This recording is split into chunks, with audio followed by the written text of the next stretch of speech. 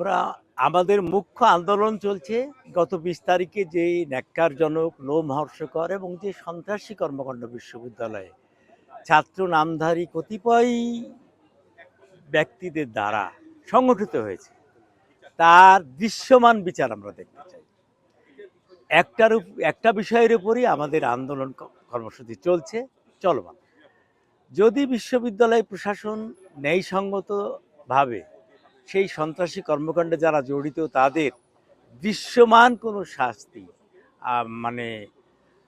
দেওয়ার অঙ্গীকার বা প্রত্যয় ব্যক্ত করেন, সেক্ষেত্রে আমরা আমাদের আন্দোলন থেকে সরে যাব কিনা আমাদের বৃহত্তর পরিসরে একটা কমিটি আছে, সেই কমিটিতে বসে আলোচনা সাপেক্ষে সিদ্ধান্ত নেব।